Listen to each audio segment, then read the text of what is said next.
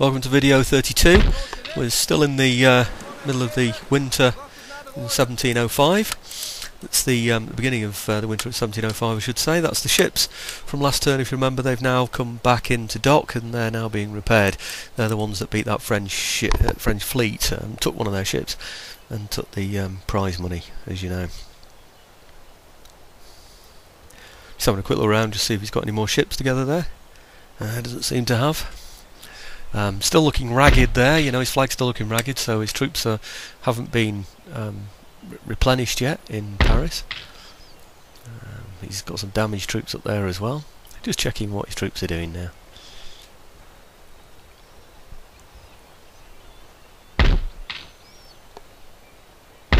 Okay, usual drill, you've seen me do this before. I'm going to phase in and phase out on this.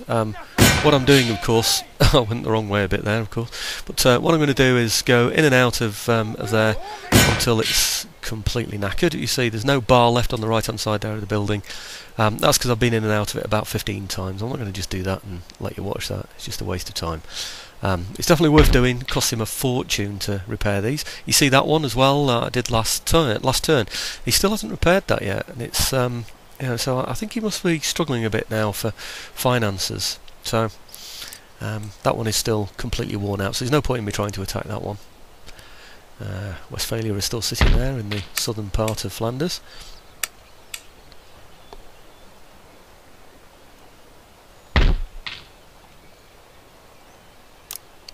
Just checking what sort of recruitment that I can afford. I do need resources in Europe, of course.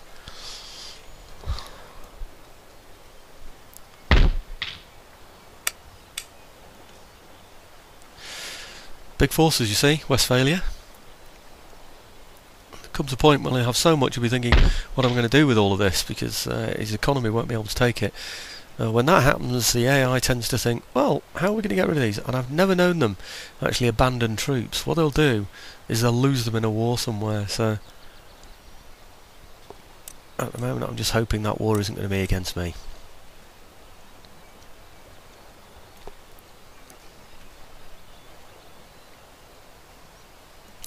You can bet if I'd have beaten France, it would be though. They would go for me, because the AI would think, oh, hang on, he hasn't got enough people attacking him now, so there's me grumbling.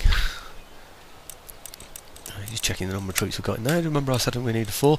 Look at the size of Westphalia. I have to allow for the fact that they may well attack me. Lots of Phylock armed citizenry in there. It is a fortress city, so I've got plenty of men in there. Should be able to send some reinforcements out there to Flanders to help them. Notice we're building in there as well in Flanders.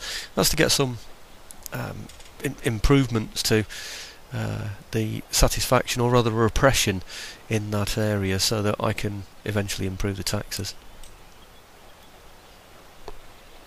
Every turn I check on all the tax limits. I've removed those screens. Well, I'm just going to show you a trade one now, just as I say that. But generally I remove those screens because I check the taxes continually in each theatre over and over and over again and play around with them, you know, increase, decrease the taxes, have some areas that don't pay any tax at all, and then start charging them tax, and then increase and decrease in that theatre the overall amount of tax. I do that all the time. There can be something like about 20 minutes, half an hour of that in a move. Also the diplomacy, you know, trying to swap technology, that's another thing that I'm doing regularly. I've shown you all of that before, and it just seems so daft to have you look through every single screen as we do that. Well, here we are looking at one. You can see what happens there if Cuba is taxed.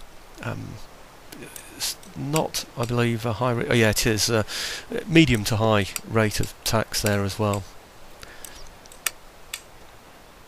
I do play around with those, by the way, ad infinitum, like I've just said, reducing the tax bars and then trying taxing Cuba and see what happens, and judge that against the overall tax from the theatre. So by having to reduce the overall tax in the whole of the theatre, there, the Americas, and by charging, bringing Cuba into the tax system, you know, do I get a better income overall? So there's a lot of economic bartering there. You remember I'd say that I always like to have something whatever it is in a port. You know, some small unit, it can have 5 men in it, I don't care. It stops enemy fleets being able to get in there and damage your port. He can still blockade it, but he can't actually get in there and damage it. So it saves a bit of money.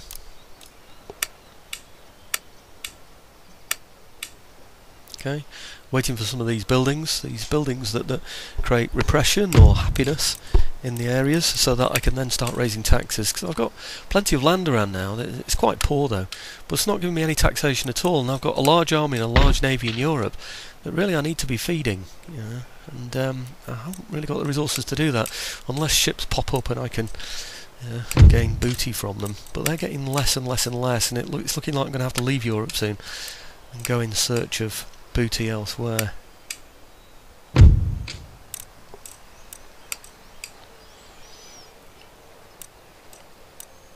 Okay, making sure that the research is still being stolen. Checking on Ceylon, usual thing.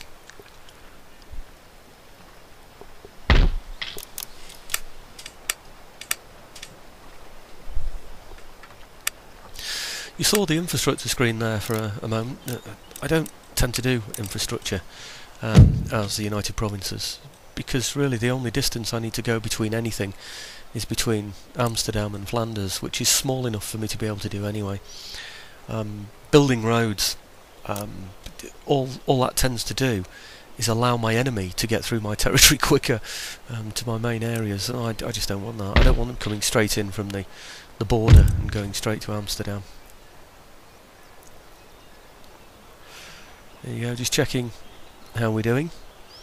You can see we're on yellow there still in Flanders, and we're still taking a low tax in that area. We've occupied that now for, is it 5 turns, and still you'll notice I can't tax it decently yet. Tying up a lot of troops in there as well.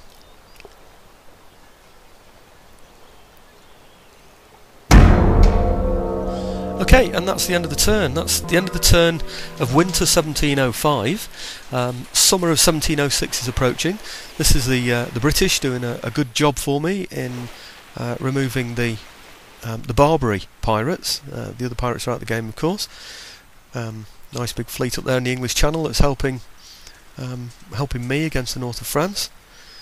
The French don't seem to be too bothered about the British, and they're coming straight for me again in that fortress. They really don't like it in that territory. Oh, it makes sense. I can ransack their local territories as well while I'm there. So anyway, I'm not going to show you the whole of this fortress battle. You've seen these before, and this is just a clip of the end of the fortress battle. He's got an artillery piece here, of course, so what he's done this time is he's battered down the walls, which means that his artillery can come in. It also means that, sorry, his cavalry can come in.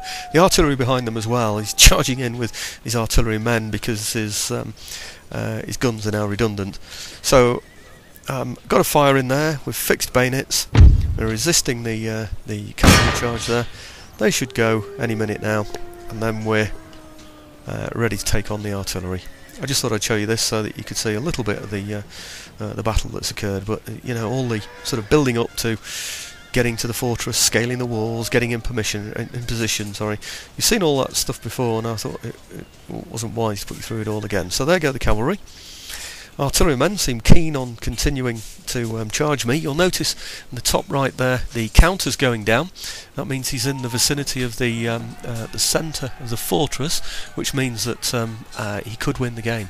That's how urgent it was. I've had to dash these men from the ramparts so that he can't capture the fortress and win the game.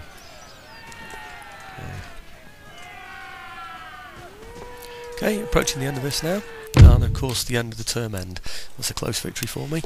Substantial numbers of casualties on his part. My militia really are now beginning to struggle, of course. So it's the end of the French move, and we'll see the start of summer 1706.